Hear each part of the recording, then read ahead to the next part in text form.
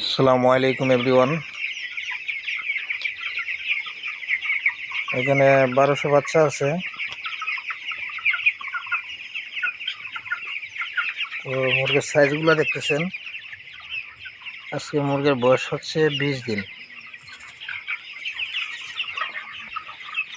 20 দিনে আলহামদুলিল্লাহ গরু ওজন 1 কেজি আছে। নাপছিলাম কালকে গরু ওজন।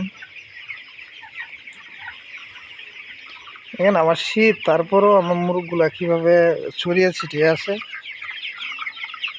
সব কিছু হচ্ছে ম্যানেজমেন্টের উপর। ম্যানেজমেন্ট যদি ঠিকঠাক থাকে তাহলে মুরগি ভালো মানের রেজাল্ট পাওয়া যাবে, বুঝছেন। আমার ম্যানেজমেন্ট দেখলেই বুঝতে পারবেন যে আমার ম্যানেজমেন্ট কেমন।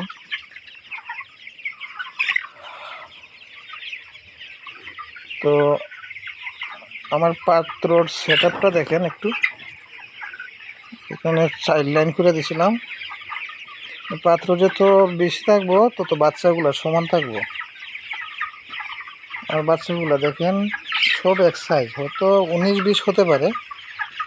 আমি ওই যে 2-3 রকমের বাচ্চা এখানে নাই, আলহামদুলিল্লাহ। বাচ্চাগুলো কত সুন্দর ছড়ায় ছিটে আছে, এক জায়গায় জড়ো হয় নাই। শীতের দিন তো, তারপরেও ইনশাল্লাহ মোটামুটি ভালো রেজাল্ট আসছে। আমার মুরগির বয়স আজকে 20 দিন।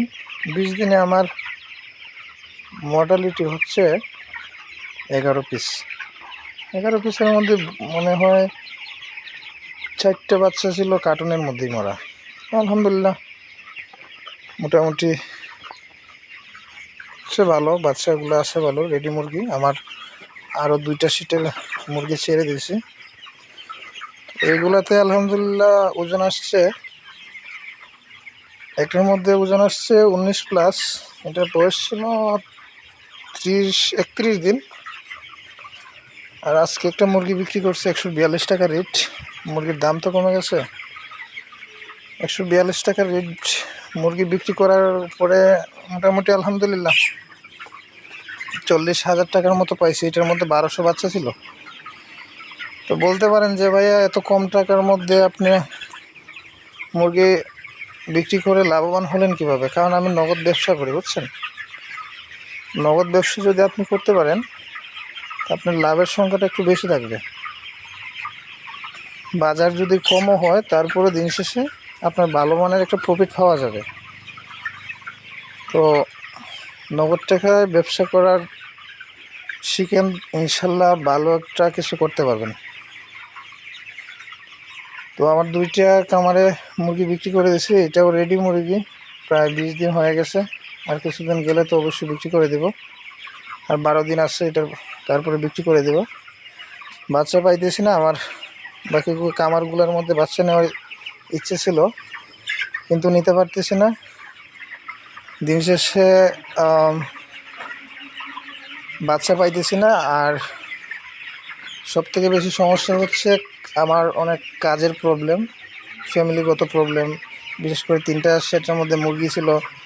দেন হচ্ছে কন্ট্রোল শিটের কাজও চলতেছে। কন্ট্রোল শিটের কাজ ইনশাল্লাহ আমি আপনাদের মধ্যে নিয়ে আসবো কিছুদিনের ভিতরেই। আমার কাজ অনেকটাই শেষ হয়ে গেছে কন্ট্রোল শিটের। এই ভিডিওটা দেওয়ার চেষ্টা করবো, সময়ের অভাবে হয়তো ভিডিও দেওয়া হয় নাই। ইনশাল্লাহ ভিডিও দিব, সবাই দোয়া করবেন আমার জন্য। তো আজকের মতো সবাই ভালো থাকবেন, সুস্থ থাকবেন। আসসালামু আলাইকুম রহমতুল্লাহ।